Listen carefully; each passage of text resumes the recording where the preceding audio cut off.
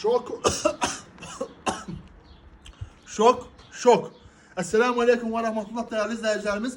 Size bir tane ev çıkarmışıq satışa. İdealli bir evdir, qiymət də çox münasibdir. Bu evi alsanız rahat şəkildə bu oğlan deyil, 300 manatı kiraya verə bilərsiniz. Balakan şəhərindən 5 dəqiqəlik məsafədə, Hənifədə düz yolun kənarında qabağından 50-60 marşrutda keçir, taksilər keçir, hər şey tapbadab işləyir. 3 sot torpağı olan həyat evinin satışı. Evin önündən görüntüsü qardaş budur. Ev tam əşyalıdır qardaşlar. Evin içində bütün əşyalar nə varsa qalacaq. Ev sahibi deyib ki, bir dənə corablarımı geyinib çıxacağım evdən. Evin qabağını göstər qardaş. Bax. Ay sağ ol. Əla. Dəmir qapısıdadır. Yəni evin içinə girəcəm inşallah. Baxmağa davam edin. Burada da həyatına keçməyə bir dənə qapısı. Tez bazar. Möhkəm. Deməli, torpaq. Baxın belə burası qardaş, belə bu yer.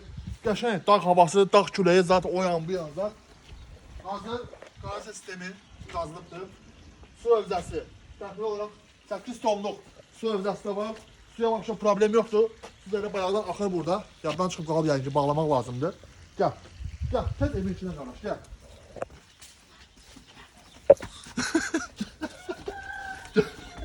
Ha, deməli qardaş, evin içi idealdır. Adial yox, ideal. Gəl. IQ fışqırır mənə qardaş, bax. Bismillah. Girişdə belə bir dəhliz, kafeli göstər qardaş.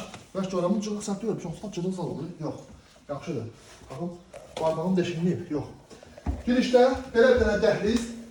Bax qardaş göstər. Bax. Şəkər kimi, bax. Spotdan.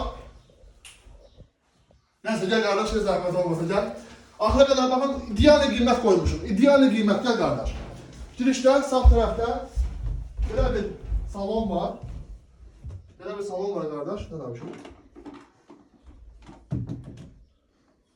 Komplektler var. Bak, her şey qalacaq. Plazma televizyon. Stol, zat, o yan, bir yan zat.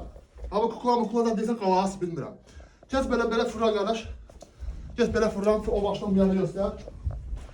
Bak, her şey kalacak kardeş. Gel. Getdik diğer otağa. Otaqlar dolu. Burada bir tane yatak otağı. Bak təzə mebellerdir, her şey kalacak. Gel kardeş. Süper. Bak. Fıra. Ay sağ ol. Bak. Her bir şey kalacak ona da. Ahtapot. Gel, getdik kardeş. Gel. Hele otak bu oldu, gel.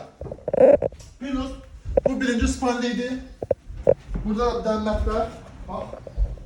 Mətbəxə bak qardaş, tez bazar, fırra. Ay sağ ol, qəşəng. Hele bu son deyil. Yani evimiz 3 otaqlı, 2 spandli, 1 zal. Gel qardaş. Bak. Gel qardaşım bak, göster. İdeal mi? Bak, her şey. Fırra yıkıldın kardeş deyəsən, hə? Yoksa alttan yukarı gir buradan fırran çık kardeşim. Gir fırran bir tane çık burada. Qırıq değil mi?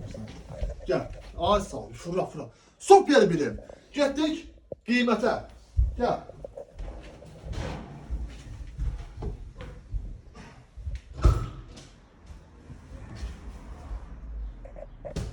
Ne olarsa?